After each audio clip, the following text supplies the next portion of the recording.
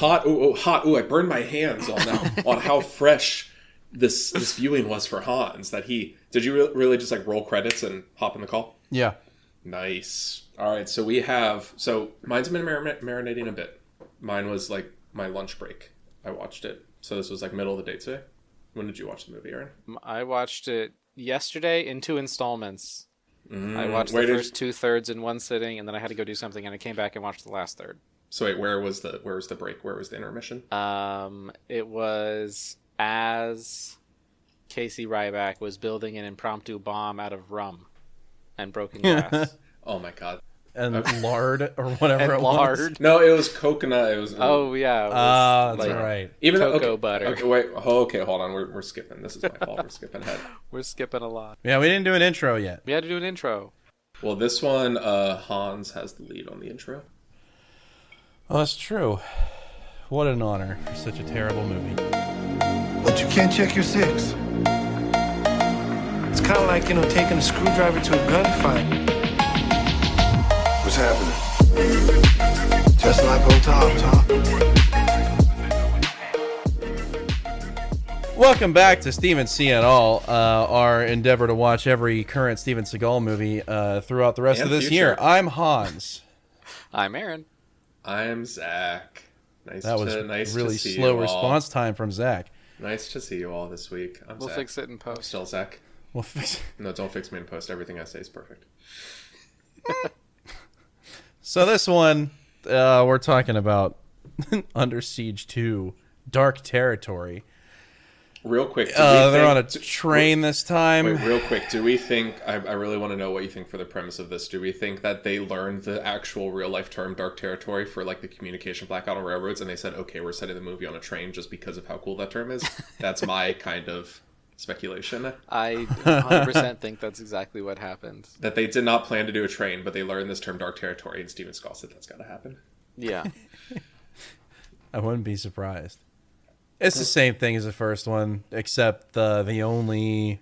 I think I only spied 2 actors that carried over. I would argue this was not very much like the first one. Well, so other than Casey Ryback, who, what other character appears at both? One of the general One of the guys. Okay. Admiral. I don't know if that's his admiral. He's an admiral. Yeah, I don't know if that's his actual rank, but Okay. But what's the basic plot here? Yeah, run us through it. it's the first one, but it's on a train this time. Except he's not a cook. He's just getting on the train because he's going on vacation to go pay respects to his brother who had just passed. So he's taking his niece to go to the funeral. And they said in the beginning he's on his vacation. That's a pretty crappy vacation. I mean, but you have to take vacation time to go to a funeral. Like, that is a thing. I know. It's just throughout the whole thing. Like, when they're giving updates, like, Ryback's on that train. Yeah, he's on his vacation.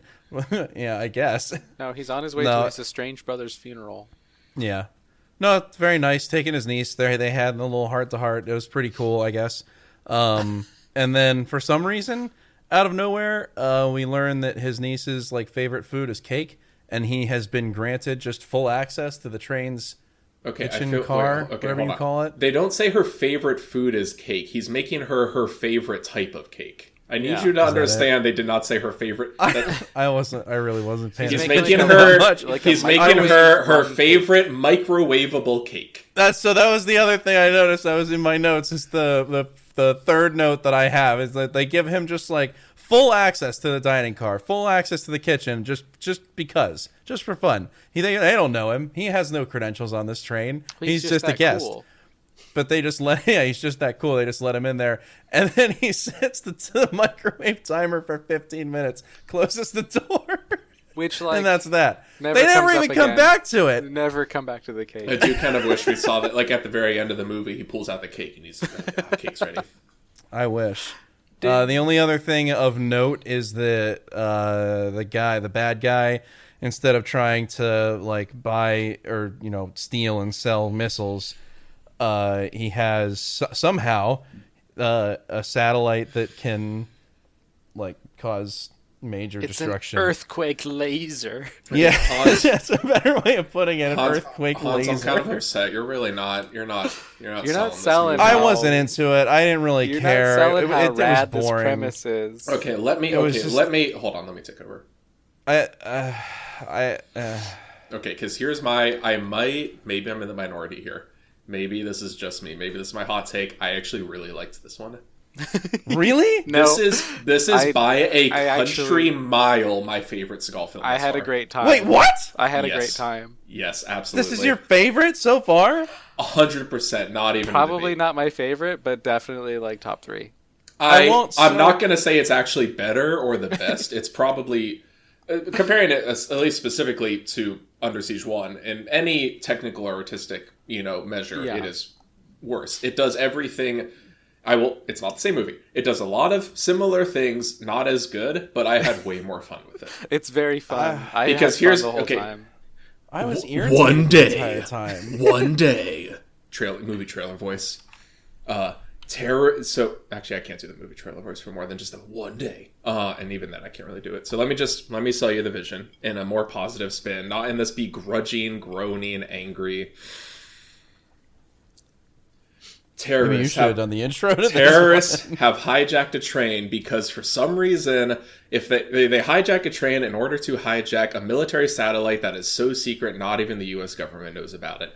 Apparently, allegedly, in the rules of this universe, as long as they keep moving, they can't be traced. So they need to be on a continually moving object so they can maintain an untraceable connection with a top secret government satellite that the government doesn't even know about. And so they will use this first as a demonstration to blow up a quote-unquote fertilizer plant that's really manufacturing explosive chemicals in Which China. had a great moment I did like describing that speech.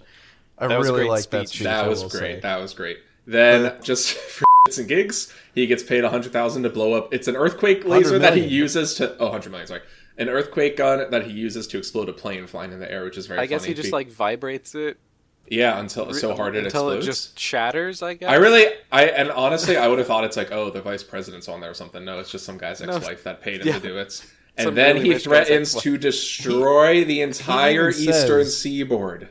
Well, real quick though, he even says like this. I got bigger fish to fry. This is not what this thing is made for. Right. And then the guy doing the communication says, "Oh, he's willing to pay you $100 million." And he stops short and says, "Really? Well, maybe we can make See? that work." See? I can figure You're it out. laughing. Isn't that... You're laughing. The villain in this is very good. This is the problem. Maybe I need time to stew on these because coming out of this fresh, like my hot takes right now, I'm angry. I'm irritated. You can tell in my voice. I didn't enjoy what I just watched. I didn't enjoy my So time you watching hated it. it. Aaron, you liked it, but maybe I not liked as much it. as me. Yeah, liked I it. thought it was really fun. Because that's the thing, is it's fun is the word. It's not actually great, but there's this kind of, everyone's done this, like, oh, let's watch a bad movie and have fun with it. Like, this is a dumb action movie, but it's fun to watch. So far, I've not had that. Even like the mid to passable Seagal films, Yeah. I'm like, just can we get this over? Like, I'm just Well- not here for it. Like, but this one, this is the first one I watched, and I was like, I would watch that again. I Well, had fun yeah, with that. like, it not was to dumb. Every other movie's Yeah. been dumb. This one was dumb fun. And this is the first time I had dumb Not fun. to get like too into the details yet, because I don't think we're like at that point in the podcast episode yet. But the villain, Eric Bogosian, who plays the villain, whose name does not matter, he looks like he's having a ball. Travis. And it's great. I will say his character is very akin to Tommy Lee Jones in the first one. Maybe not in Drive, but like character background nearly identical. And then just his like attitude throughout was very much the same, and I did enjoy that. So Travis Dane, as played by Eric Bogosian, who full honesty, I just kept calling him Arno in my head because he's the guy that plays Arno in Uncut Gems. So Arno and Marcus Penn, played by Everett McGill, they very much, like, to Hans's credit, they are trying to do Tommy Lee Jones and Gary Busey again. And they don't quite have the same star power or panache, but I still think they actually do a good job enough that I have fun with it. It is very funny that Arno from Uncut Gems and Big Ed from Twin Peaks are the villains this time around. A lot of Twin Peaks. A lot of Breaking Bad. Also, we'll get to that later. Breaking Bad, a lot of Twin Peaks that we've had so far. And then Kurtwood Smith also, that was great. Yeah. When movie starts and credits roll in and I see Jonathan Banks and Kurtwood Smith, I'm excited. Yes, 'cause this is just the kind of dumb fun I'm here for. Whenever it's I am a DEA agent and I want to stop people from selling drugs, that's just dumb. Whenever it's terrorists hijacked a train so they can hijack a secret government satellite to blow up the secret nuclear reactor underneath the Pentagon, Oh yeah. I'm having fun. Like, the Pentagon was built on likey. top of a nuclear reactor that nobody knows about, officially doesn't exist, but all of that was also built on top of a tiny fault line, which this earthquake laser can use to blow up the nuclear reactor, and it's great. And that's another one. I just love Arno's delivery when he's just like, and I blow up the nuclear reactor, which you'll say you don't have.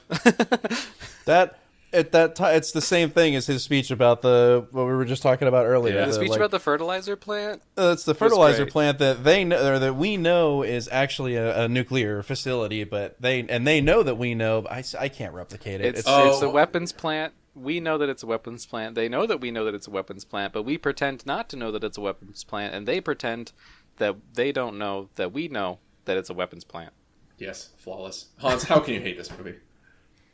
I honestly, I think I might just need more time to stew on these. I'm gonna gush about I the told villain. you, I'm coming out of this one. Oh wait, speaking of, I completely forgot to say, I was just raw dogging this one, so I decided. So for the last few ones, we have been taking notes. I have been very making sure I write down every single thought I have on like pages of notes. This time I said, nope, I'm not, if I need to see something again, I'm not rewinding, I'm not taking notes, I'm just watching the movie. Except I held true to that until the very end, where I did a lot of rewinding, like the last 2 minutes of this movie. Yes. We'll get to that when we get to that, but I spent so much time just legitimately analyzing the last 2 minutes. Other than that, I was like, I'm on the couch. If I don't see, if I go, wait, did that just, I don't care. I'm moving past it. I'm not taking notes. I'm just coming in here just off the dome. Yeah. Can we just let's hit story beats, because I'm dying to bring up this one thing. Chomping at the bits. As usual, I have a screenshot that's going to be useful to you two and no one else. I brought some screenshots this time too. Don't worry. In the very beginning, when they do hijack the train and Jonathan Banks comes on and the engineers step off the train and say, like, what's going on? He says, somebody's been shot. They say, who? And he goes, you, and shoots him. Now, granted, that was an amazing line with perfect delivery by Jonathan Banks. But then when he shoots them with his eyes closed. Look at this screenshot. Okay, he was this was baby Jonathan Banks. He was not the guy yet. He was not yet capable of being the guy. He had a guy. But he shoots him with his eyes closed. I thought that was very funny. Actually, I'm really curious now to see his filmography, to see how early this was in his career. I know we're skipping ahead. Wait. That's fine. I forgot that Jonathan Banks was in Airplane. Oh. Wait, what? He was Gunderson in Airplane. I completely forgot about that. He was in Beverly Hills Cop. Oh, this was actually... Wow. This guy was in his career. So, oh my God, he was in Airplane. Okay, so anyway, this is this is the Jonathan Banks Fancast. Thank you for joining us to Banking on Banks, the Jonathan Banks Fancast. Staring at, I'm your host, Zach. Lists of stuff. If there's anybody that deserves a Fancast. Today we are interviewing Jonathan Banks. Who else? Jonathan Banks, thank you for being on the show. So he also, when his niece at first hates him, which understandable because he, was estranged from his brother or whatever, and his niece gives him the cold shoulder, and he goes, "I wasn't trained for this." And then the first death happens on the train, and he goes, "Now this I'm trained for." See, that's actually some good. We do need to point out his niece played by a young Katherine Heigl. That was very interesting. Oh, that's true. Yeah, a 17-year-old Katherine Heigl playing his niece was not what I was expecting. Was she actually 17 at the time, or was she just portraying a 17-year-old? No, that she was 17 in the year 1995 when the movie was made. But no, I will be honest, I was, when they put Steven Seagal and an underage girl in a movie together, I am concerned. A little scared? Fortunately, there were only like 2 moments when I'm like, okay, this is creepy, I don't like it. And it was actually with Travis Dane Arno more than, no, it was with Marcus Patton. It was with Big Ed more than it was with Seagal himself. He was actually... I did note at the very end that I realized that... Because we've seen some movies before where there's like no romantic interest in it, and at the very end, out of nowhere, they make one up just for Seagal. This is the first one where they didn't do that. There's no romantic interest for him throughout the entire movie. So a lot of firsts here. First direct sequel. First lack of unnecessary romance. First no partner death. He doesn't have a partner with him that dies. It's true. He does have a black sidekick. He does have a black sidekick, and that is not a first. That happens many, many times. And I can't remember. There was I'm one. not a busboy. I'm a porter. That part is great, but there was one part I can't remember what it was. Someone says something or someone does something, and I was like, that feels racially motivated. I don't. But also, this is, I think, one of the first times that he gives his black sidekick like the MacGuffin, like the whole. Like he's holding the CD. Yeah. Yeah, he entrusts to his sidekick like the actual goal of everything. Like Seagal puts himself as actually the distraction that allows the sidekick to do the actually the $1 billion thing. laser earthquake CD code. I'm trying not to skip ahead here. Is there anything we need to talk about from the first 2/3 of the movie, if we're being honest? No ponytail? He got shot. No ponytail. Oh, Nope. yes. When he did get shot, and then he tells the porter, you think this is getting shot? This is not getting shot. But he did get shot in the arm, and he was bleeding all over the underside of the train, and they thought they killed him. And then it never comes up. He's full motion, doesn't even... I know, he really, just brushes it off like this. I'm not got shot. I'm like, but you did, though. He did get shot. He definitely did. And then we also got the scene of when they realize who he is, when they realize that his character is Casey Ryback. Every single one of the little Goonies goes, "Oh, he's the best there is. There's no one's better than him. He was my trainer." I actually like this because the main villain just says, "Who is that? Why should I care about who Casey Ryback is?" Which I think is amazing because that would not fly in any of the previous Seagal films we've watched. And also even the scene still boosts his character's ego, but in a way I actually believe. It's not just every single random person is talking him up. They're like, oh yeah, he's pretty good. Oh yeah, you gotta watch out, he's good. That I could see happen in another movie, and I wouldn't just attribute it to the lead actor's ego. At the beginning, when he's walking in and all the chefs are just like, "Oh, we love you, Casey. Oh, welcome back, Casey. You're the best, Casey." That feels Seagal. But that was actually somewhat fairly restrained. No, actually, you both have a much, much, much more positive watching experience than I did with this one. I was having a bad time. Oh, I will say something that's funny is every time he says, every time he gives advice or gives an instruction, he is lying. He gives the guy a gun. He tells him how to shoot the gun, and he's like, "And you always look where you're pointing. Never point the gun a place you're not looking." And then constantly, he's always the gun is everywhere except where he's in the scene immediately before and immediately after. He's just holding the gun in some random direction. He's not looking. Well, he always holds it across his chest, aimed up at his arm. It's weird. But then also later on, when they find his, when the bad guys find his Apple Newton, which is funny. Yes. He has an Apple Newton that he uses to send out a distress fax to the restaurant he works at so they can contact so they can contact the secret military guys somehow. Not going to dive into that. Again, dumb fun.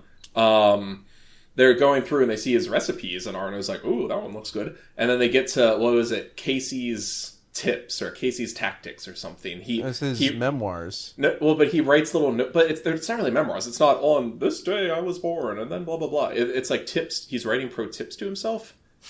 And the first one is don't be a hero. That's the only one you see. And that's all he does is he just does heroes. He is the definition of the guy who's being a hero. I honestly didn't even see that. Anytime he gives advice or a tip or instructions, it's immediately undermined by every other thing he does. Speaking of, at the beginning, the people are just taking hostages. They're not killing any hostages. Steven Seagal shoots one guy. In response, they kill the 4 chefs he was hanging out with while Seagal hides in, the ice locker, which, nice callback to the first Under Siege, that he's hiding in, the fridge there. But I'm just he just got those guys killed.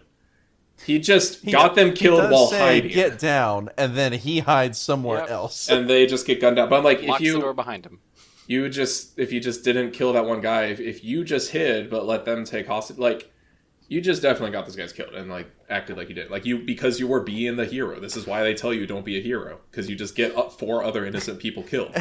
And just like in the first one, when those guys got killed, when he comes out of the freezer and sees them lying dead on the ground, no reaction, none, not even a change in facial expression. Isn't that when he says, "No, this is what I'm trained. This is what I'm trained for."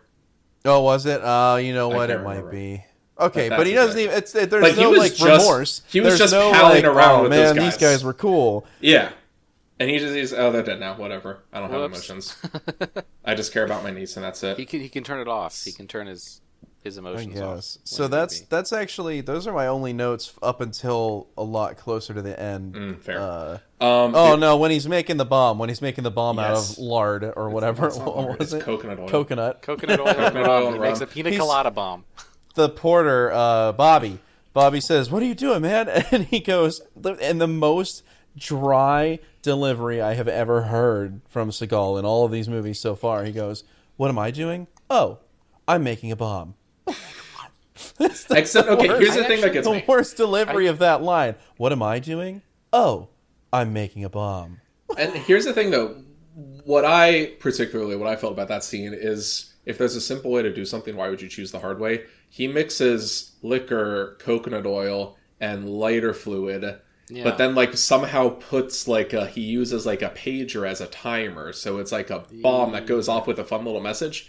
But he just made a Molotov That's just he didn't make a bomb. He made a Molotov cocktail that has a detonator. So why didn't he just shove a cloth into the bottle of liquor and accomplish? And he the same uses thing? it exactly like that. Like he throws it, And that's what it does, because it does. Yeah, it does. actually- If it exploded, I'd be like, okay, that's not how that works. But in the movie, that's how it works. It just bursts into fire, and I'm like, why didn't he just make 3 Molotov He doesn't cocktails? use it as a time bomb. Like why? What No. was the point of the pager? He just tosses and it blows up immediately. He That's made a actually a Molotov really cocktail, but good made it way point. too complicated. Well, so it was more like the way he was putting it all together. There was more to it. Like he wrapped a glass in a towel and smashed it, and then put like glass pieces in there so that it would be like shrapnel. Almost. Hey, you also But know that how you didn't could happen. get. You also know how you could get glass shrapnel with a Molotov cocktail by using a Molotov cocktail. Fun fact: that would also make No, glass explode.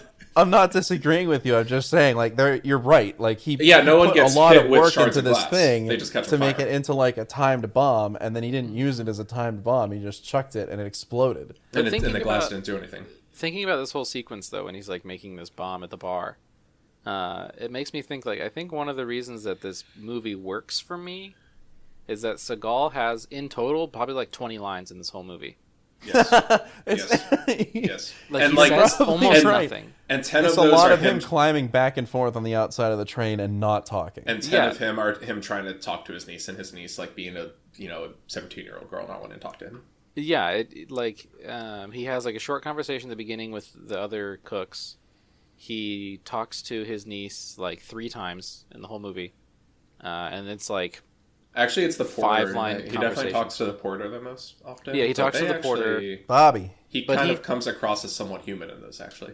well, and the conversations with the porter guy. Did you say his name? Bobby. Bobby.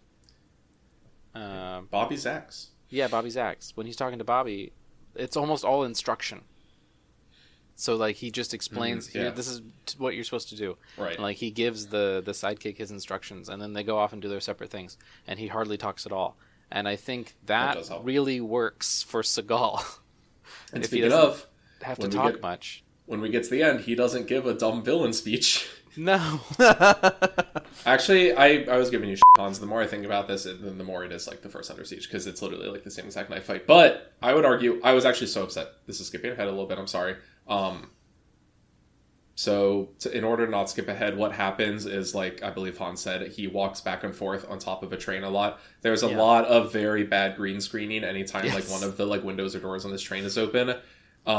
All I could think of when he first gets on the train is the episode of Archer, when Archer's just like, "Oh, this is my dream." Finally gets me on top of him, and just gets hit by the wind, and he's like, "Oh, this Loses sucks." his gun. He's just hitting Why with, would like, winded anybody debris. do this? But Steven Seagal just kind of lumbers all over the train, kind of. In fairness, Yeah. the train was not going very fast. No, which I have a problem yeah. with for so many reasons. It really And looks like it was going, like, 4 I have miles some an big hour. things to say about the end of this movie, and We're it's, not there yet. I know.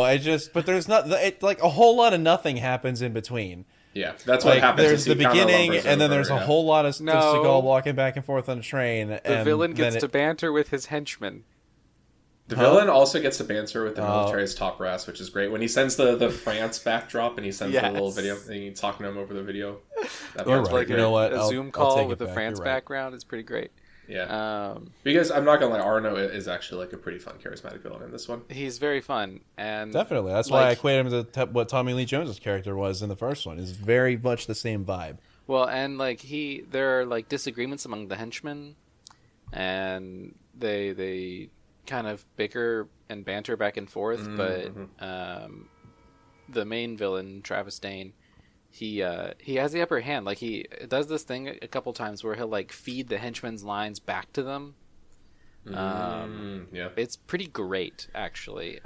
He just seemed like he was having fun, and I was here for it. and actually, weirdly enough, this is a random comment. Like, he called him Arno, but the first couple times he appeared, he really made me think of like a young Anthony Bourdain. Yes. It was like really weird, especially because he's like, "All right, let's go, let's fucking do this." I'm like, "Yeah, that's Anthony Bourdain." That's Anthony Bourdain.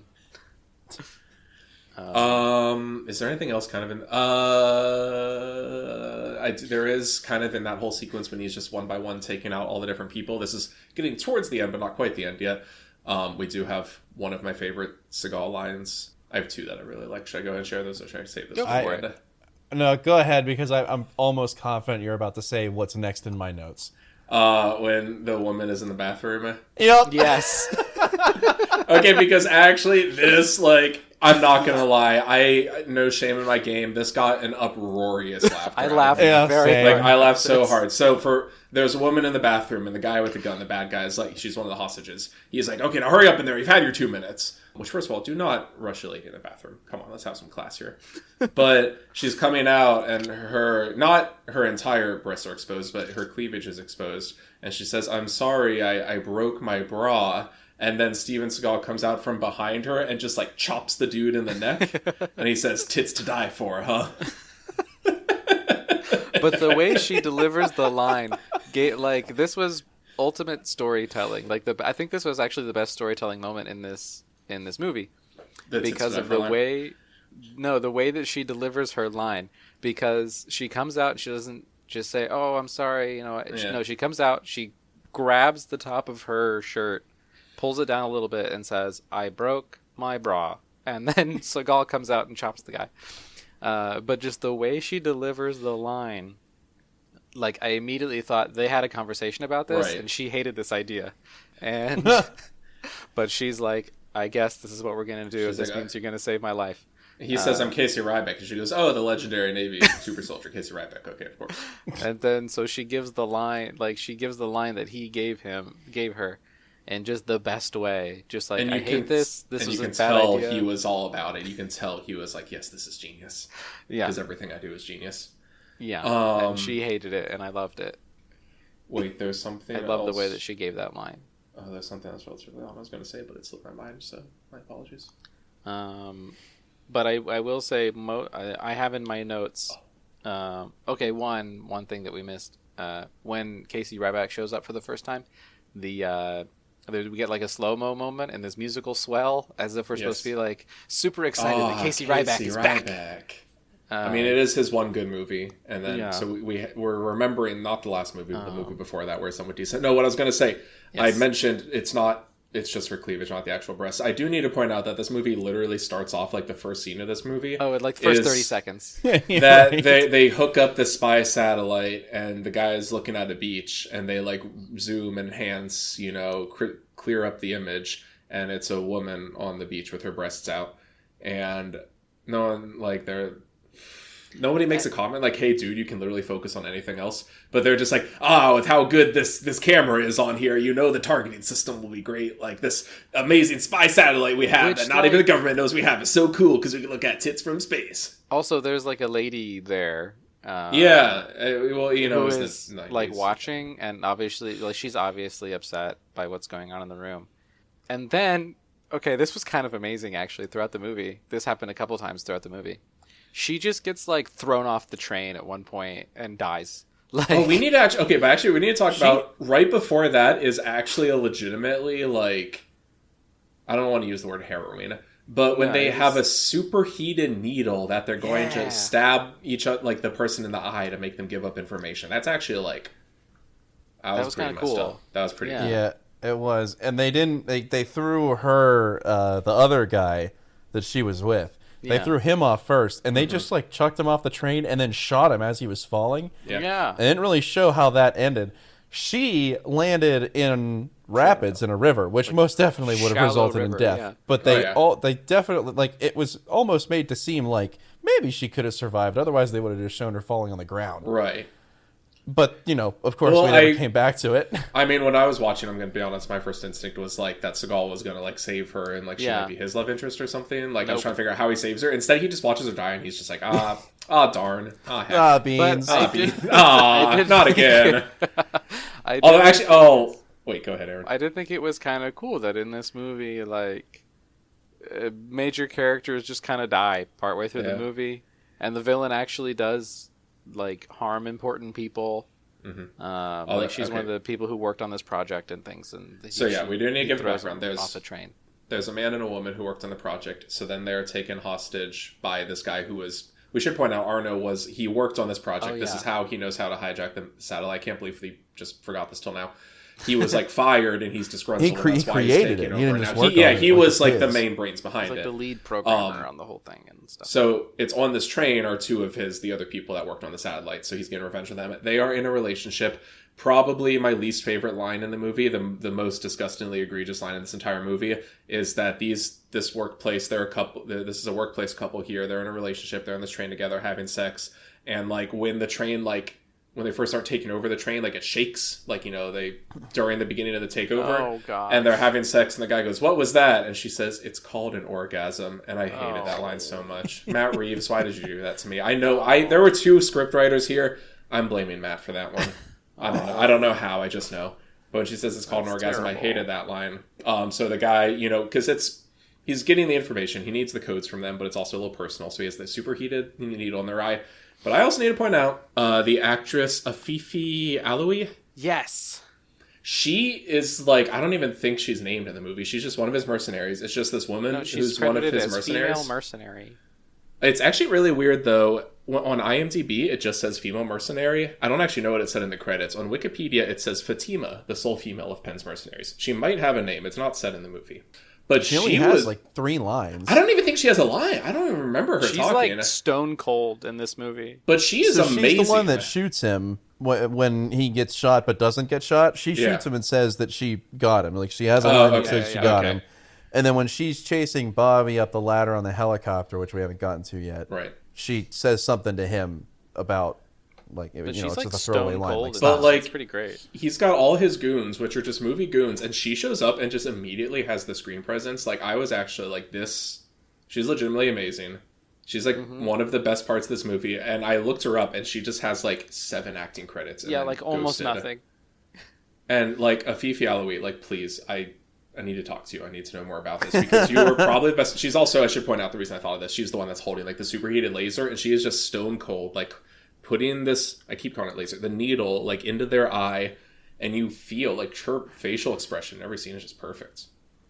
Like she is the surprise. Like Jonathan Banks and Kurtwood Smith, those are fun. She is the surprise. Just like I don't know this actor before or after, but just killed it in this role.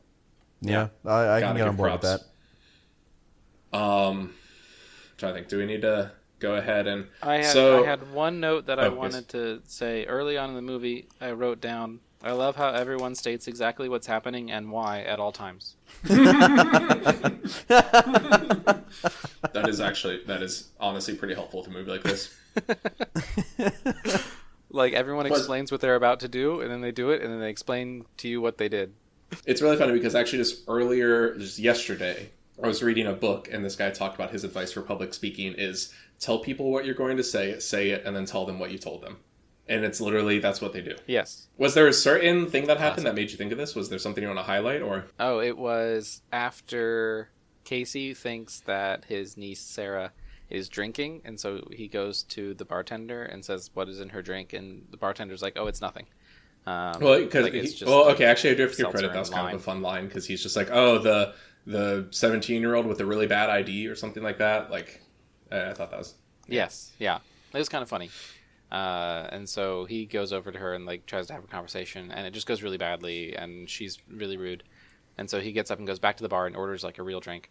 Sarah, his niece, comes over and just explains to him her emotional state. Yeah. That she is, like, she says, I am grieving my father, and so I am lashing out against you because of the strangeness of the it's even worse. She literally says, like, I knew when I saw you, I would, like, let you know I'm displeased, but now we're cool. Like, she just says, like, okay, now I'm over that. You're right. Yes.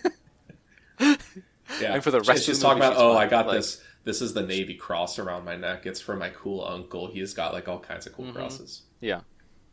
Awards that... Which, why would they make a medal for that?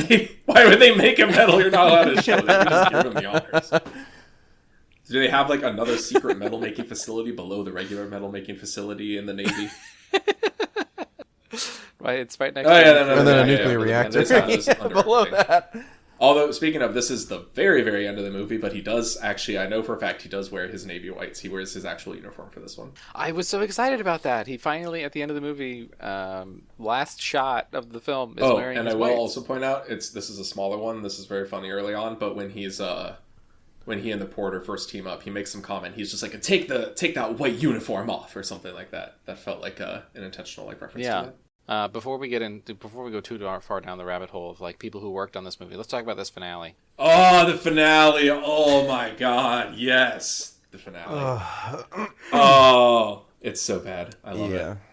Well, so generally, I think we need to recap what happens because it's a lot and it's all at once.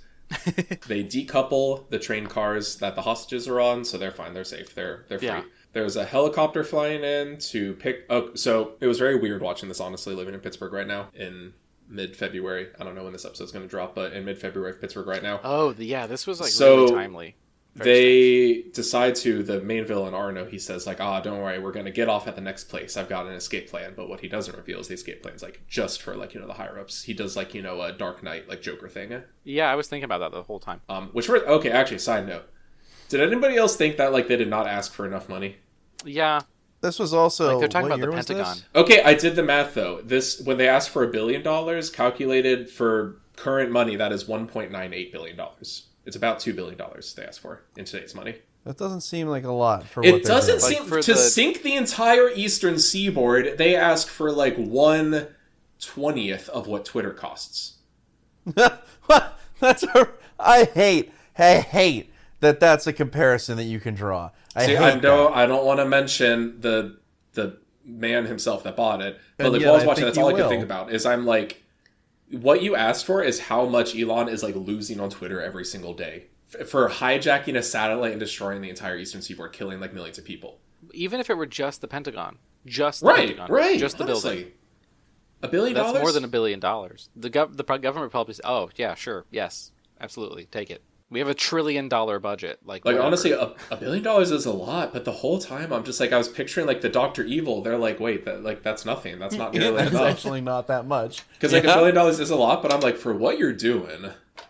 Yeah, for the threat that you are making here, this is not that terrifying. That it would make you a billionaire, which yes, that is something. But I'm just like again, all I could think of was this Twitter comparison. I'm just like, you're not even a minority of a minority stakeholder in the website that Zach uses to argue with 15-year-olds about movies.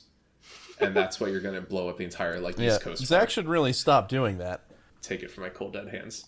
Actually, it'll probably that website's going to stop working in like a week. So I'm free. But they decouple the train cars. They change the route that the good guys decouple the train cars. The bad guys change the route the train is going to go to have it go into a head-on collision with another train that's carrying gasoline, was it? Petrol? Yeah. Which I did like this. There was Bobby, the porter, became very important for a second because he's the one who tells Seagal what's going on. Because he's traveled this route like hundreds of times. Yeah. He knows where the train should go, and he knows that they've changed tracks, which kicks everything into high gear.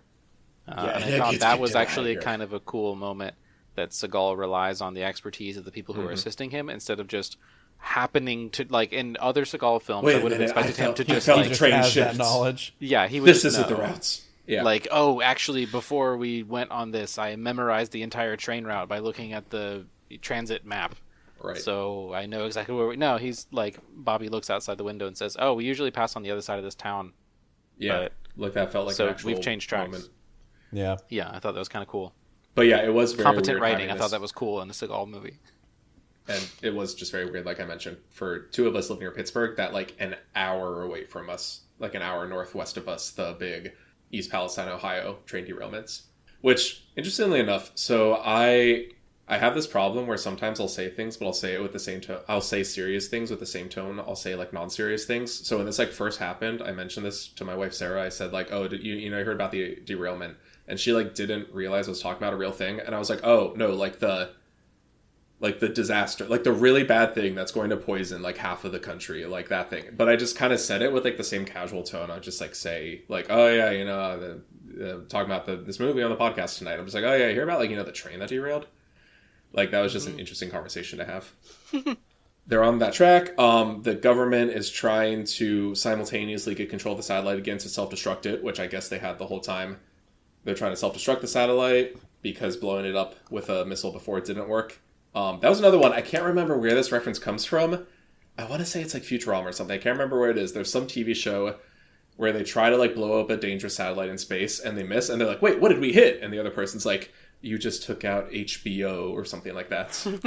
It's kinda it is love Futurama. Okay. They're fighting the Omicronians. Yes. They think they blew up the mothership, and Brannigan goes, "So what did we actually destroy?" Kip looks down at the map and says, "The Hubble telescope." Oh, okay, maybe that's what I was thinking of. I swear I remember there was something else where it's like, oh, you just took out like HBO on the East Coast or something, but I'm not going to remember the reference. Fry took Fox off the air when he accidentally spilled beer on the broadcasting platform. Hey, welcome to the Futurama Fancast. No. So But I they're did trying like to that self-destruct. moment where like they blew up something. Yeah, What- and it was the I don't- NSA satellite. What was that? And they're just like scrambling around to figure out what was going on. That's That was pretty kind of great. cool. But also they're sending like stealth fighters to destroy this train, to like make sure that they can't complete their like bombing of Washington D.C., which was very funny. Because in real life, like a stealth fighter can be like miles away and hit you with something. I like how in this one they were like 12 feet above the train when Arno blew him up with his space laser. Yeah. Like not very stealthy, gents. But again, mirrors like literally exactly Right. mirrors the first one. It does. This, like It does. this whole movie is a mirror it of the does. first one, just on a train instead of a boat, does. because they were gonna scramble Right. fighters to sink the ship so that they wouldn't be able to get the missiles off. And this one, they scrambled fighters to blow up the You're train right. because that was a lesser, But also, like casualty number than if they actually blew up the whole eastern seaboard. but then there was a very weird. They kept doing these shots of the pilots in the fighter jets where it'd get like really close to their reflective goggles, and it was like, No. Okay. No, this was a thing that I noticed throughout the whole movie. It was shot uncomfortably close very Yeah. often. but like those Well- things are because they got close, like went upside down or something. It was like super weird the way they shot these Everything- pilots. I think you are right with, because they did shoot them really weirdly close to the pilots. But Aaron, I think it's I think you're right, but I think that's also because they were probably in close quarters, like in in a train. like train cars. But even like The outdoor scenes? shots. Yeah. No, you're So right. Now that you like mention it. when Jonathan Banks, the mercenary, when he like shoots the train conductors and they take over the train, it's In an the outdoor. in the aforementioned screenshot that Yeah. Hans posted. They're Yeah, you're outside, right. but like You're right. when the When he conductor closes gets his shot, eyes and it's shoots just like his a gun. close up of his chest exploding, and you can barely tell what the like where everyone is in space because everything is just like these head on, really close shots. Also, I do need to point out I was actually very sad the entire time because in Breaking Bad, Jonathan Banks' character is not. There is a train heist, and Jonathan Banks' character is not involved. I kept wanting to make a joke, but it wouldn't actually like work because he wasn't in that part of it. Like he didn't do that in the show. But like I love that he takes over the train and he puts on on like the hat. I thought that was fun. That was a nice little Jonathan Banks moment. Just keep going. We got to get through this because there are things we're dragging this out way too much. The helicopter comes to pick Yeah. the guys up. Yeah. Bobby climbs the ladder to the helicopter, To puts a hijack gun it. to the pilot's head, and says, "You got to keep." Well, this first thing right here. he You don't knocks go off. anywhere." He fights off the badass gal that I'm a big fan of. He like beats her, and the guy's like, "Oh, I'm glad you took care of him, honey." And then the porter comes up behind, like, "Nah, you're gonna fly this helicopter for me, honey." I thought Yeah, that was, that again was pretty great, There's I so will many say. good lines. And then the like last of the cronies that are left, the like head guy aside from I can't remember his name, the white haired guy. Big Ed. Oh, the big henchman. Yeah. Anyway, he decides, of course, he has to have a hand-to-hand like I'm combat going to fight fight with him Seagal. hand to hand. Yeah, Why? so it actually, I will say, it was kind of not clever, but it actually made a little bit of sense. Like he holds her hostage and like puts a grenade next to her and like pulls the pin and says like, you can either fight me hand to hand, like you can either do what I say we're gonna do, or you can shoot me and then we blow up. And something I do appreciate is that we've mentioned this before, all the situations where Seagal just like is so cool, he just puts his gun on the ground and he decides to do hand in hand. It was refreshing that it was like this villain that kind of has at this point now a vendetta against Seagal, because Seagal's been like proving how he's not actually as competent as he thinks. Yeah, I actually liked that. It makes more sense than any other time it's happened in any other movie.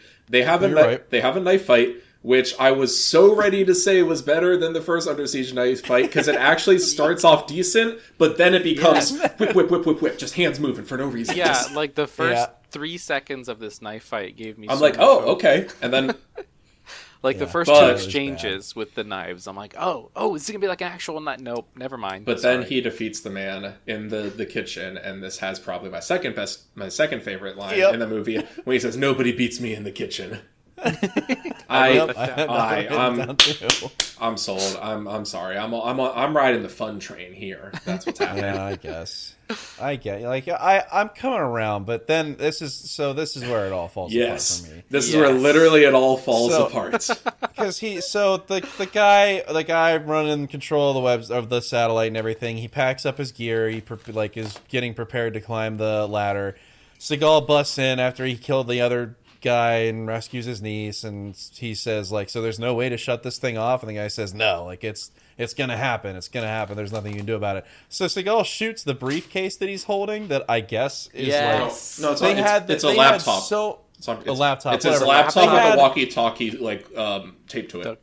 They had so much stuff. Like they had like a massive amount of equipment that they brought on this train to control the satellite and like set things off. And he's taking just this one laptop with him, and Seagal shoots the laptop, and that is what relinquishes control of the satellite. I love it. And he literally goes, there's nothing you can do to stop it. Seagal shoots it, and he goes, oh, I didn't think of that. Yeah, it's like the dumbest. It's so infuriating. So then Seagal and his niece climb the rope ladder up onto the helicopter, and then this guy's not dead. He was shot, but he's not dead. Okay, wait, hold on. Like on Seagal's leg. As the train, we see a shot of the train of course on a bridge, running headfirst into the other train, and like it's a throwaway shot. It's just a half second. Oh, I have so much to say about this half second though. I know, but you see this just half second of Jonathan Banks' face, like plain, no surprise, plain as day, as they run headfirst, train into train. Didn't even try to stop it. Like we saw, he was able to stop the train like on a dime. In the past 2 times they had to stop the train, he did it almost instantly, because there's only like 8 cars to the whole thing. It's not like a massive train. So they stopped the whole thing instantly. Neither party tries to stop their train. They run headfirst into each other, going 8 miles an hour each. And then the whole freaking bridge, it just explodes from underneath them. Awesome. And they managed to escape whatever, big explosions, because there's a shit ton of gasoline, right? That's all fine and good, whatever. This is directly after the film. The previous film that we watched had a 4-minute, previously before edits, 11-minute sequence of Seagal talking about how corporations pollute the planet and how we're screwing ourselves over in this world and all this other stuff. And in his next movie, he derails 2 trains and explodes like a whole bunch of cars full of gasoline. Okay. Something I will point out, we've talked about this before. Steven Seagal likes to state themes and then immediately undermine those themes. Yes. It's just but you glossed over so much. This is like I know. I have a whole podcast worth to talk about the last like 2 minutes of the movie. I know, but you just left the whole thing. It's just left me so irritated with it doesn't matter how fun the rest of the movie was. No, this is the last part. 2 minutes. No, this is the fun part. No, the last 2 minutes are super fun. This is the fun part. Disagree. No, so he's like sprinting down. No, he's not sprinting. The train is current. You really buried the lead, because you said they both get on the ladder. That's not what happens. The niece gets on the ladder. Sequence before that. The niece gets on the ladder. The porter says, now fly this ladder to the back of the train. As it's colliding, like the front of the train is crumpling in from hitting the other train. Seagal is just kind of lightly jogging away from it. So then he can jump out the back and catch the ladder. But, so actually, you mentioned the half second. The one you talked about was Jonathan Banks dying, which was very funny. Because, like you said, in another movie, they would cut to him being like, oh no, and trying to stop, but hitting. In this one, he just has a completely blank expression on his face. He's like, yep, I'm hitting the other train. Like, he's cool with it. Yeah. I don't know why. That's a weird decision. But the half second I need to talk about, Aaron, if you have other thoughts, I'll let you go first, because I really need to talk about this. Arno, my man Arno. I got some screenshots to share. Like, here's my question. So Seagal spends like a couple minutes in this sequence lightly jogging to the back of the train as things are exploding. Yeah. Like the train is falling off the tracks. The bridge it's on is crumbling into the water. Like down this cliff. He jumps onto the ladder, and somehow the villain grabs his leg. Yes, okay, that's what I want to talk about. What? Huh? Okay, so there's no explanation first. First of all, I think it needs to be pointed out. This scene is by far the most chaotic thing that I've ever seen happen in a mainstream blockbuster movie. Great. While you're watching most of this movie, it's a reasonably paced action film, and then it gets to the end here, and it literally becomes Soviet montage theory cinema towards the end. Yes. Things are happening faster than your brain can even process. Like I said, I was just watching this movie sitting on the couch. This last 2 minutes, I had to go back, rewind so many times, because we are straight up doing Sergei Eisenstein, Lev Kuleshov type, the images are happening faster, but so your brain is creating meaning out of incomprehensible mush. Yeah. So if you've studied Soviet montage cinema, montage theory, there's this Sergei Eisenstein, who's the pioneer of that. He had this quote where he says, "Montage is an idea that arises from the collision of independent shots." And he talks about how you're not watching shots after one another, or you're not watching shots next to one another. You're watching shots that are on top of one another. And that is what the last minute of this movie feels like. So much is happening so fast that the brain can't comprehend it. It is just pure visual overload. Yeah. And there's terrible compositing of the explosions. There's awful compositing. There is no linear explanation of events. Like you said, this guy Arno getting on the helicopter. There is no. If you map out the geometry of this, it is impossible. So much is happening. But this is where I rewound and watched this so many times. But there's a specific half second that I swear to God I was analyzing frame by frame the way that people look at the Zapruder film. I was trying to figure out what the hell was happening, because Seagal shoots the laptop. He goes, "I didn't think of that," and falls off the train. And then it shows the shot, which I don't know if you noticed this, but it's the side. It's the ground next to the train, and Arno's there, but he's moving at a different frame rate. Mm-hmm. He stuttered. He just moves they just took 5 frames but tried to stretch it out over a second. And it's so weird because also I took a screenshot here that this is useless to those of you watching, but he the lighting is completely he does not fit the scene at all. His arm is phasing through rubble. Even just this one shot does not make sense. But then I realized later on that there's the scene when he's trying to get climbing the ladder on the helicopter. It's the same exact one. I had to go back and look at this. So what happened is they filmed the shot where he's climbing the ladder because his hands actually work here. He is gripping something, and he's "Seagal, you I don't know, he's saying it's dumb shit. Seagal closes the door and it cuts off his fingers and he falls. But I assume what happened is they shoot him falling off the train, and then he was just on the helicopter, and they decided we need something to connect them, and they could not get something that makes sense to connect them, so they did the next best thing, which is show that he's at least alive after falling off the train. So they show him horizontally gripping rubble as though he is clinging to it vertically, and it is literally I went through, he's making the same face. So they took this earlier shot they had, and it like I said, it's actually super weird to watch. This is one of the jankiest things I've ever seen in a $100 million blockbuster, actually in a $60 million blockbuster, which adjusted for inflation would be over $100 million. That's way too much money. Yeah. But it is the jankiest thing I've seen in a movie of this budget or anything, because you can tell it was just inserted in there, and it's not even they smoothed it or he literally moves a PowerPoint. But the thing you just need to understand is while you're watching this, you see the same explosion 5 times because they just really draw that out. Yes. But trains are going into one another in an MC Escher hellscape that Seagal is lightly jogging through at the same time. Stealth bombers are getting blown. And It then there's is this POV wild. shot. It is like the film just rolling in on top of itself. Like, I truly, while I was watching this, all I could think was that it was just all of the hopes, all of the ambitions, everything this movie wanted to be, just coming to a head, just like in one brief, fateful moment. Like, just the pure craziness of this entire premise, like, became too much, and it just, like, condensed in upon itself like a black star. It is, like, amazing. And then Not in a good way. Not good, but it is amazing. Amazing. And then he stands at his brother's grave, and then the credits yeah. roll. Like, there is no... Yeah. The craziest thing. So this isn't technically the last scene, because the last scene is the two of them standing like in Arlington at his grave, him and the niece, and then like Katherine Heigl, and the credits start rolling. But that like somber shot is preceded by like the craziest thing I've seen in a movie like that I can remember in the last like 10 years. Explosion, trains, Casey Ryback. No continuity. Oh yeah, and while he's climbing up the ladder, he's even like trying to do like a "hey, we could work together" type thing for no reason.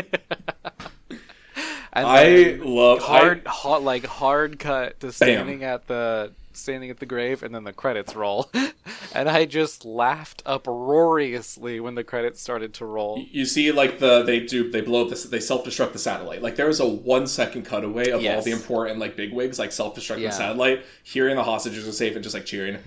They're like hugging each other and stuff.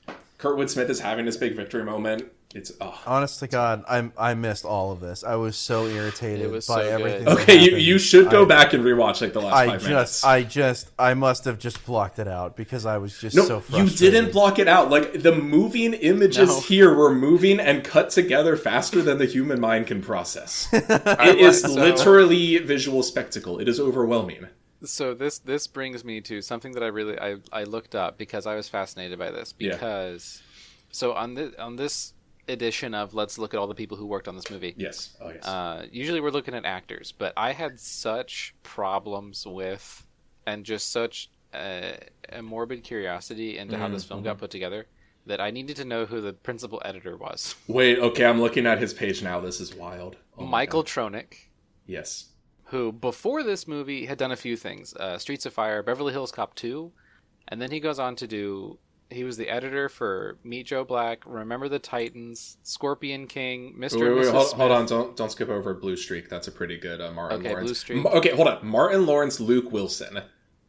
Odd pairing. Martin Lawrence, Luke Wilson are in a buddy cop film, Blue Streak. You should actually watch it. Did Mr. and Mrs. You'll Smith, love it. Hans will love it.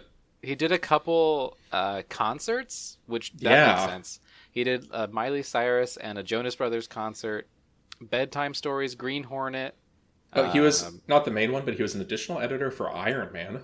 Yes. Straight Outta Compton, Bright, the Netflix modern fantasy movie, and Tomb Raider. So, like, this guy has worked on what I would consider pretty famous movies. Like an editor on a lot of pretty famous movies, but also, with a few exceptions, movies and film projects that are, in my opinion, very strangely edited. Yeah. He's got a Hornet. style. The Green Hornet too. Green Hornet, Bright. Yeah. And then music stuff. He has a style. It's not glorified good, but he has music a style. videos. I'm definitely sorry, has a style. Michael Tronick. That was mean. That wasn't cool of me. He definitely has a style that like I don't really like. I find it frenetic and like really. I don't know. I found the editing style of this movie kind of detracted from things because everything was just like frantic. Even when it didn't need to be. And then when it got to the end, it got really frantic. And then jumping ahead, Jeff Murphy was the director. It seems like the biggest thing he worked on was he was the second unit director for the Lord of the Rings trilogy. Oh, wow. Which that's an accomplishment. Not like a main director, but second unit director for something like Lord of the Rings, that's... And then, another thing. So we have talked about, in all these movies, how you have incredibly famous people. Yes. In these movies. So I looked at the casting director. The casting director, Louis DiGiamo. That sounds like a Seagal character. It does sound like a Seagal character. He did not do any of the casting for any of the other Seagal movies, which I was surprised. I would think that these would have all have the same casting director. They do not. However, this guy's first credit as a casting director is for The Godfather. Oh. Okay. That's his first. Okay. His first credit is The Godfather. Huh. It's only downhill from there. You could cast the like 9 of the 10 greatest movies ever made after that, and you're still start lower than your first one. Well, his 4th credit as casting director is for The Exorcist. Huh. Okay. And then he's done like a whole bunch of other stuff that people might know, like Porky's Revenge, Invasion USA. Okay, you said he's done some other stuff that people might know, and then listed the 2 movies that people are guaranteed to least know. Well, did Under Siege 2, and then... Oh, I know Under Siege 2. I recognize keep going. He did things like G.I. Jane. Okay. Gladiator, he was the casting director for Gladiator. Okay. Hannibal. Okay. Yeah, so he has like really high highs and very low lows. I mean, but like, okay, but you're the casting director. Like, I'm not going to blame him if a movie doesn't go right. Like, no. It Yeah, that's not what I'm saying. But yeah. like I think in this movie, he did a really good job. Like we've mentioned some of just like the small background characters. Yeah. Did a really great job. Like Afifi Aloui, awesome. Amazing. Where Hardly did you go? Please come any back. lines. Don't know what happened to her after this. Hardly anything as far as Hollywood goes. But then I think all the main ones we've kind of talked about. So we had Arno. Also, actually, this dude, I need to like look up more of his work. Eric Bogosian, because he also is like a playwright and a historian professionally. Oh yes, I have a note that Eric Bogosian. Sure, he was in Uncut Gems. He was on Uncut Gems. He Great movie. was Excellent movie. in like 60 episodes of Law and Order. Sure. But one of his earliest credits, he was on an episode of Reading Rainbow as a character named Conan the Librarian. And I just loved that. Okay, that's great. I thought that was brilliant. That's pretty great. But he was fantastic in this. And funnily enough, I just last week we just saw Adam Sandler live, and there was just like a 1-second shot of like him. So of like Uncut Gems. So that's one of my, even though I saw that movie like 2 years ago at this point or something. This being like my most exposure to Eric Bogosian as an actor, he should get more work because he has a lot of work. I was like, he has a lot of work. He could still get more work. I agree with you. Have you seen Uncut Gems? You should watch Uncut Gems. Hey everyone, welcome to the Uncut Gems. Welcome to Cut Gems, the Uncut Gems fan cast. Next season is Adam Sandler. What was that? Next season is Adam Sandler. I would actually. I'm not gonna lie. When I was seeing Adam Sandler live, I did have that same thought. Because right now we're watching Seagal, who is just bad movies. I'm really interested to have someone who actually has very high peaks highs and lows, very low lows. I was going to start out really high and then you go downhill pretty quick. But no, but you got some highs. You have Uncut. I would love to talk about Uncut Gems, ironically. So I've still never seen it. Well, when we do the Adam Sandler, Adam Sandler, that's bad. Aaron can come up with that name. He's good at that. But I was trying to think of him. I thought, what else? Liam Neeson, and there's someone else. I had like 3 names on my short list for like a fun. We could do an entire. But if we do Liam Neeson, we get to watch about the Star Wars prequels. So yes, we could do an entire hour-long podcast about Liam Neeson climbing a fence and taking 3. Right? Okay. See now, the next like 4 seasons of this. Hey everyone, I just want to let you know we're not like Netflix here. We have greenlit the next 4 seasons of this still untitled podcast. Just because I'm so excited to talk about like so many names we've said here. Anyway, going back, Big Ed from Twin Peaks, Everett McGill, fantastic in his Twin role. Peaks in Seagal movies. What is up with that? Katherine Heigl. I mean, the boring answer is that they were actors working in like the 90s, like. Oh well, I guess sure. That Million Monkeys. You have some crossover, because we're also like secretly a David Lynch connection here. I don't know. No. I'm brushing past that. Katherine Heigl as Sarah Ryback. That was cool. I do actually like at one point, this is going back, but when the terrorists are trying to find Casey Ryback's niece, she uses the name Bobby Zacks, who is the porter, and I thought that was fun because it is like Bobby Zacks is technically a gender neutral name. Like I thought that was just kind of like a fun moment. Like I'm picturing Bobby spelled with an I at the end. Is there any? Oh, and Kurtwood Smith. So we have the Red Foreman from that '70s show. Oh yeah, he's one of the top brass military guys. It's this and RoboCop are like my 2 favorite roles of his outside of that '70s show. Yeah. Is there anyone else I'm missing from the... And, of course, again, I need to reiterate, Afifi Aloui, like, amazing. Best part of this movie. No, she actually kind of stole the show for me. Yeah, honestly. Like, I'm just like, this allegedly unnamed henchman is, like, killing it. Henchwoman, I'm sorry. Any other names that I need to highlight there? I think you hit them all. Yeah, I mean, nobody that's like nobody that jumps out screaming out to me. I mean, we can go down like the stuntman Yeah. rabbit hole. The this movie has a stuntman rabbit hole. Yeah. They all will, though. They're all stunt. We've said this before. No, they all have to be stuntmen. They will, but also act. There was one in particular that I saw earlier. I'm trying to remember which one it was, but I think Aaron has it. Really? Well, I do just want to point out something very funny, that Steven Seagal's stunt double in this movie is uncredited. Oh! Rhino Michaels.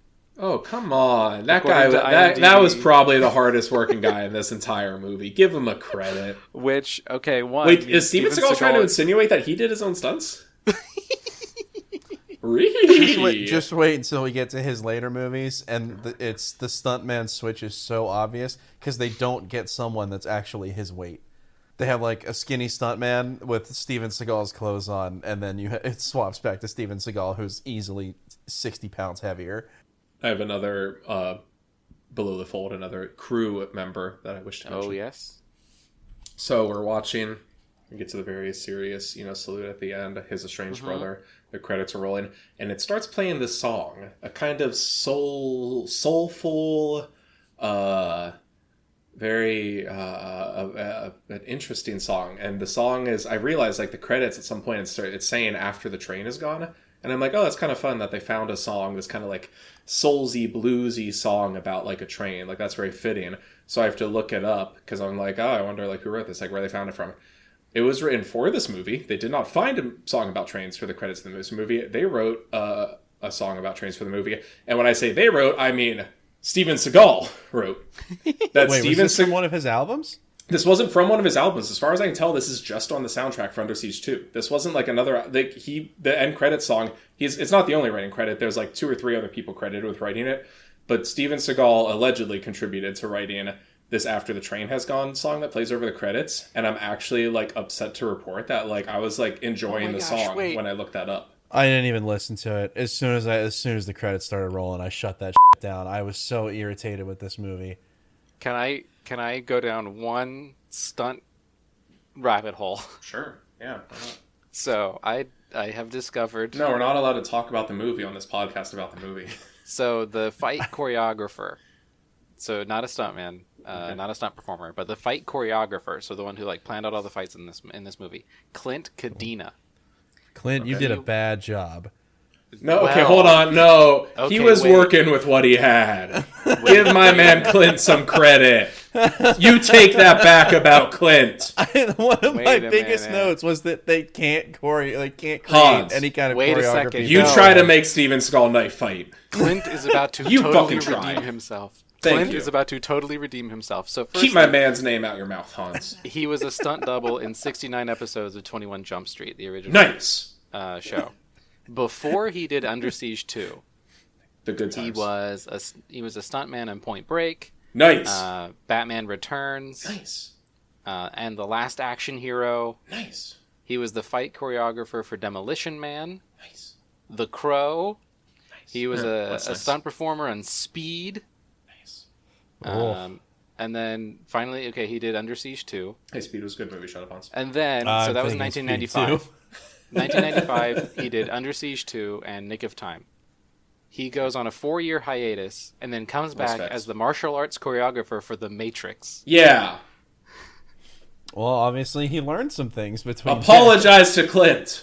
Absolutely not. This was a terrible movie with terrible fight scenes. Well, and then he goes on in 2002. I hated this movie. You two are giving it far too much credit. I have been sitting here silent. I'm giving it the exact right amount of credit. I'm giving it 100% the right amount of credit. Absolutely not. This guy Clint is actually amazing. He goes on to be the fight choreographer for Spider-Man. Nice.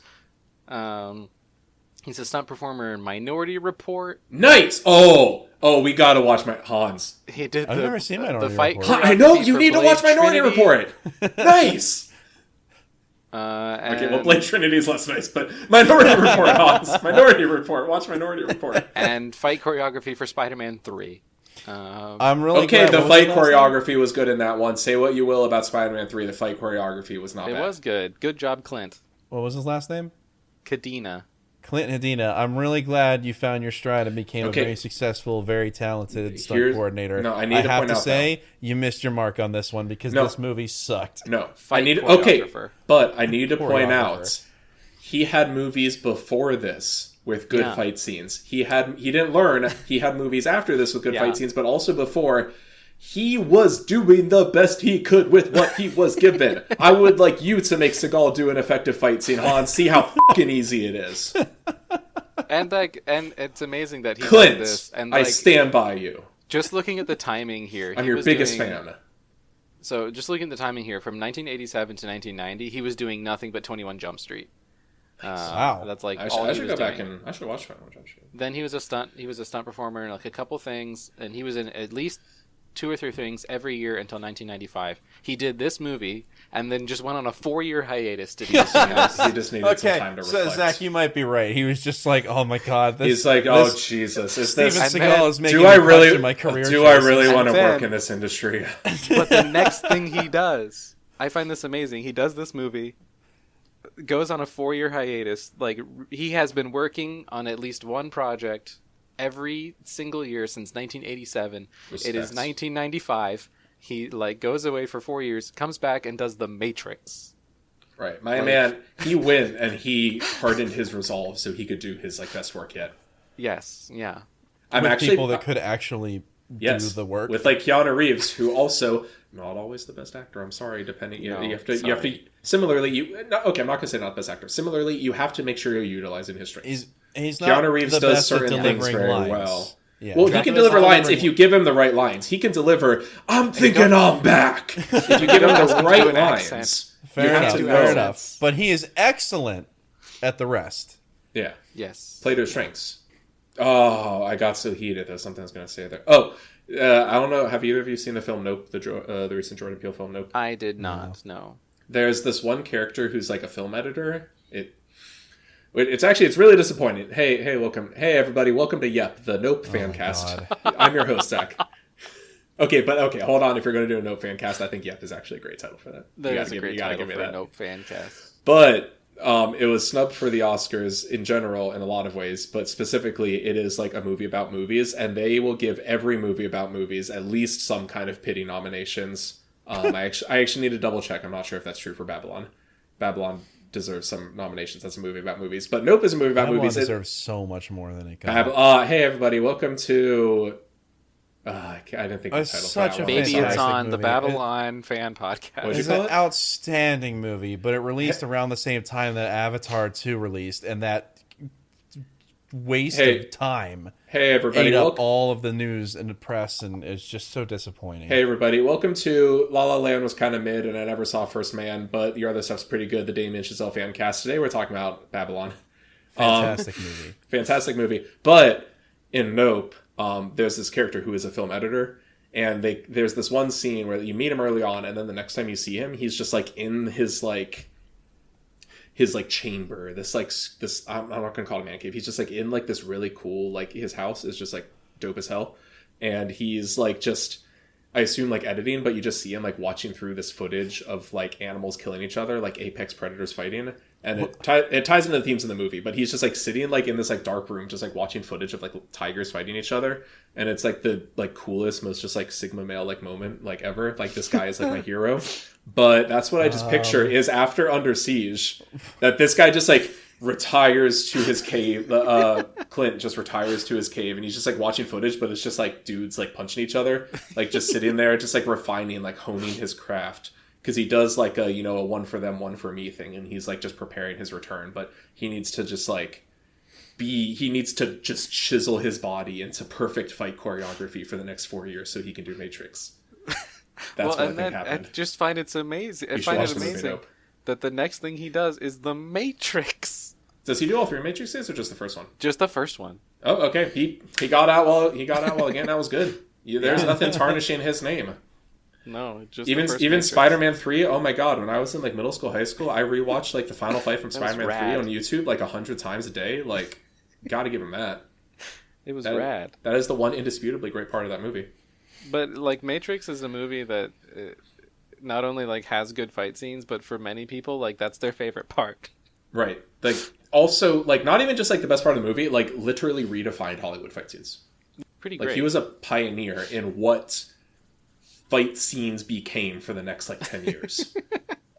Hans, I would like you to publicly apologize to Clint. I stand by what I said. Oh, coward! Oh. No, Standing you're by what you said in all previously makes you seriousness, a you're coward? probably right. From if he took a 4-year hiatus after that movie, I think he was just so depressed. He was so down after working with Steven Seagal, and Seagal not able to work with him.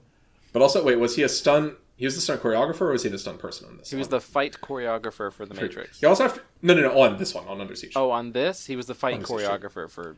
You also have to picture, though, so you're the fight choreographer. You're not just like a stunt person. You're like kind of leading this team. I assume, I don't know how the industry works. I'm talking out of my ass here. But I assume you're kind of like the leader of like all these like people doing the fight like choreography. You have to also imagine that entire shoot, he's probably just watching Seagal crap all over like his team. Like, oh, I'm so much better than this guy. And then they watch the worst screen fighting you've ever seen. And then afterwards, Seagal's like, I'm just so cool and so good at this. Like, you know, no one... Yeah, it probably got him really down.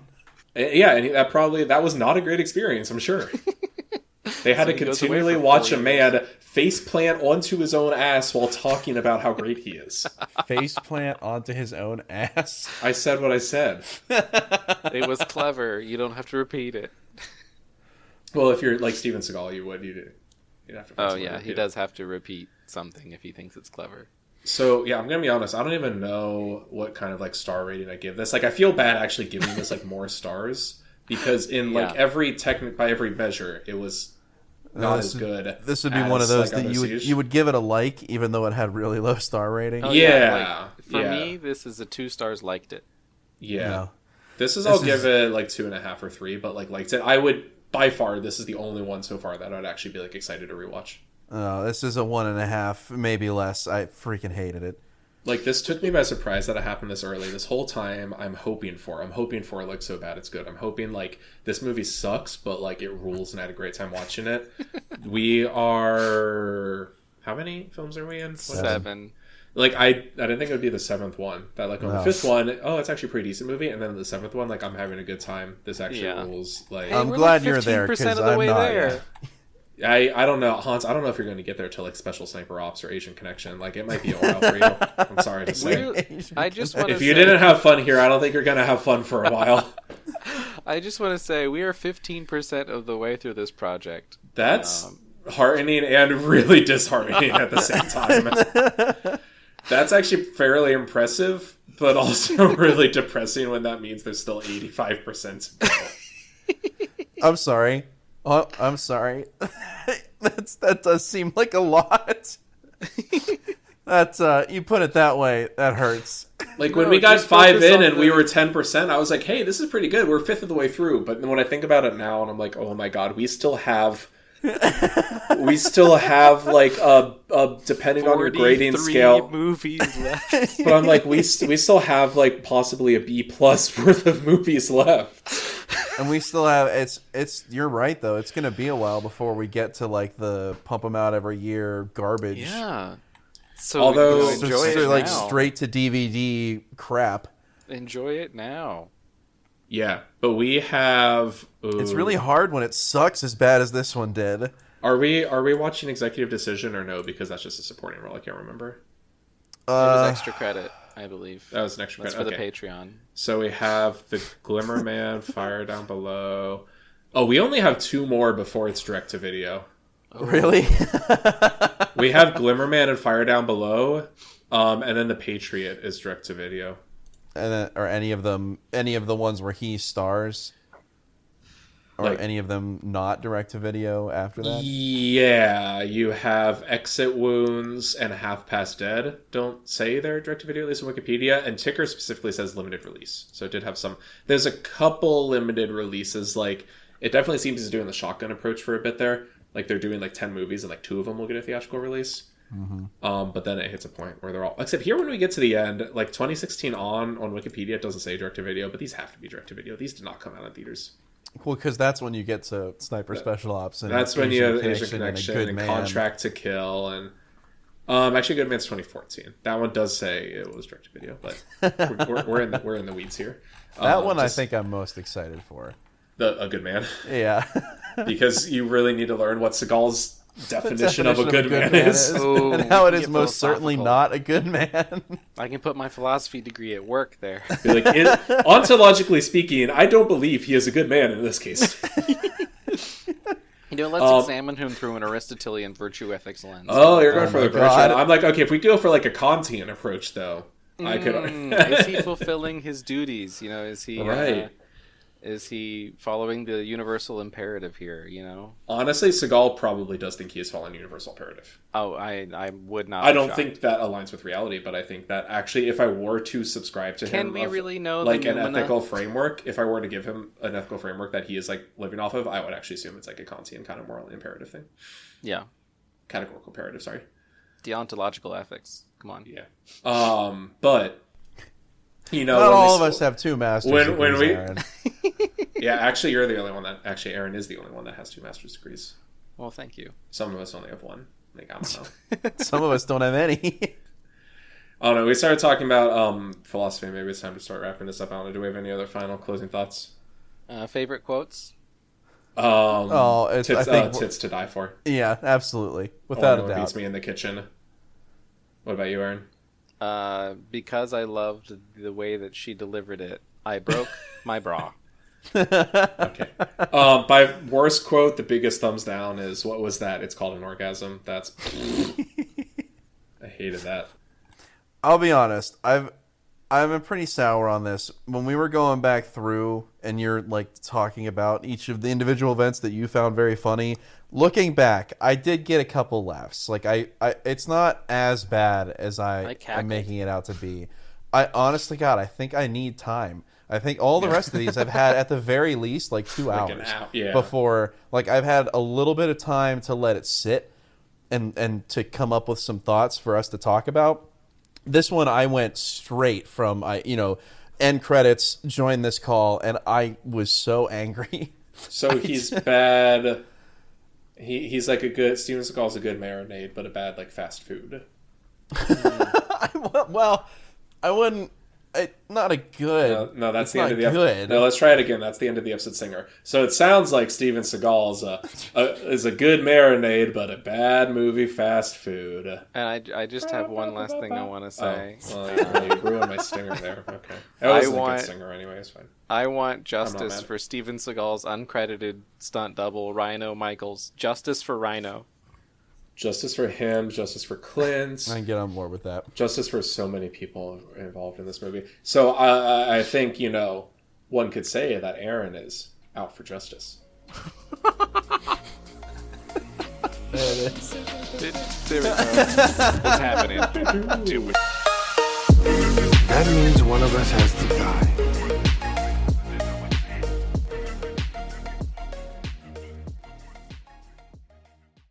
Don't mention it, brother.